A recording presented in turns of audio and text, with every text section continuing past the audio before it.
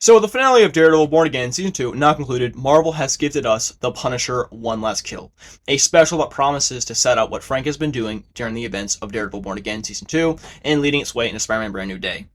Now, I bet you're wondering, does it deliver a satisfying answer to all these questions? And the answer is no, it does not. So let's get into the plot, if you can even call it that, of The Punisher One Last Kill. So it opens up on Frank Castle having a bit of a midlife crisis, and also struggling to find purpose. So he tears down his murder board that like every character in every movie has for some reason. We then shift focus to this guy and his dog. He's just chilling, singing to himself, when some asshole thugs come out from nowhere, steal his hat, and throw his dog in front of a truck! Now we focus back on Frank. He's being haunted by the three spirits of Cerber Squad past. You know, his military buddies like Curtis and, these guys. For some reason, his best friend like ever, until he turned on him, Billy Russo, isn't there. Neither is Gunner, which at first I did think this guy right here was him, but definitely not.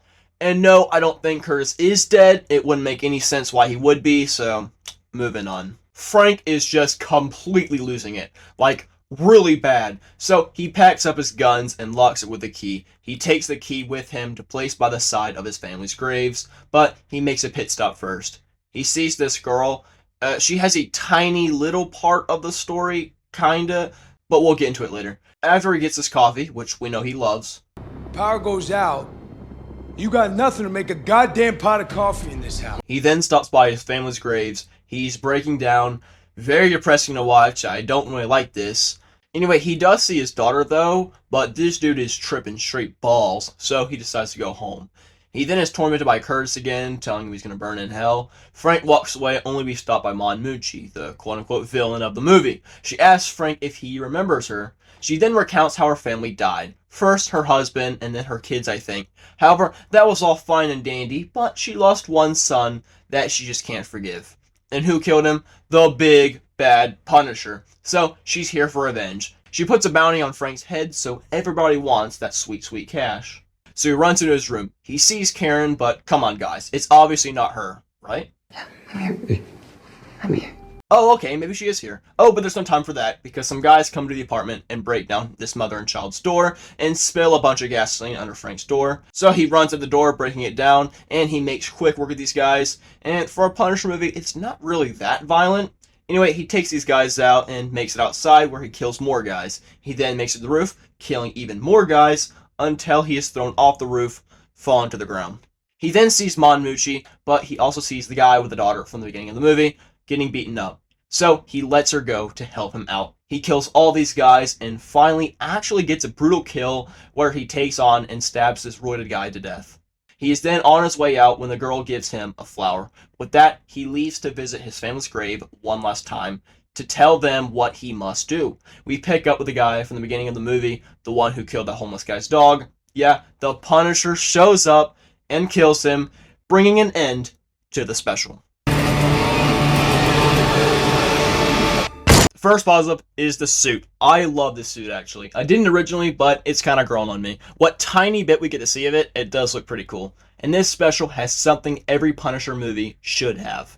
A ton of kills. The Punisher goes crazy in the last 20 minutes of this movie. It's really something you want to see.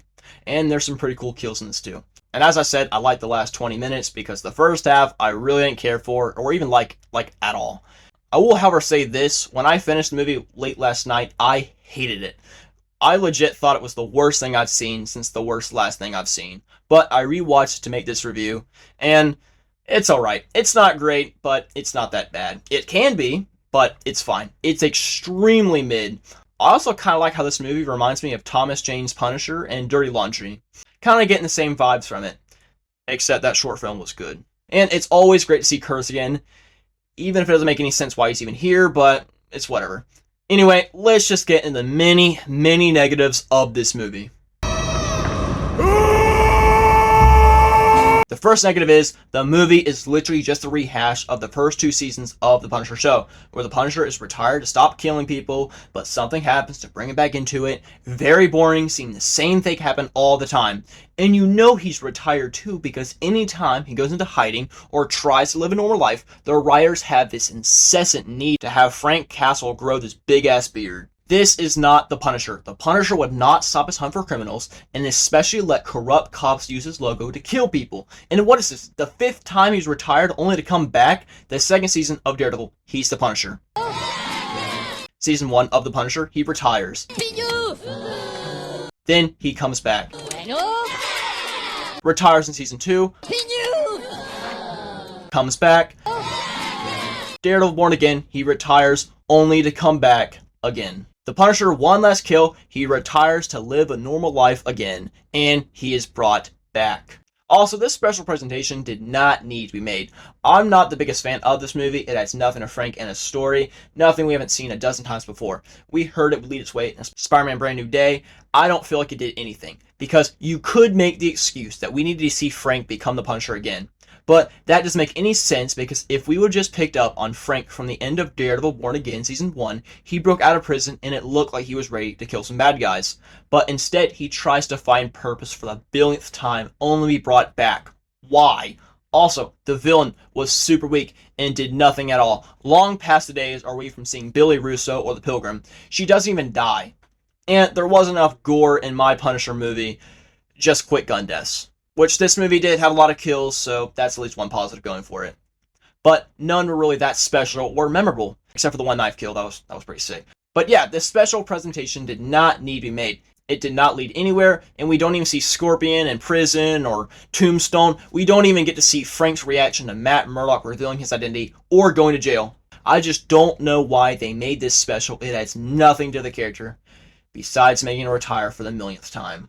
Anyway, that is all of our time for today. If you are all entertained, that would be me. I would recommend you guys to watch more of my videos, because I review a lot of movies, including Marvel ones, just like this one. Consider liking if you enjoy what you just saw. Tell me your thoughts on this special down below, because I love to hear them and I read every single comment. But till next time, peace. Just do it!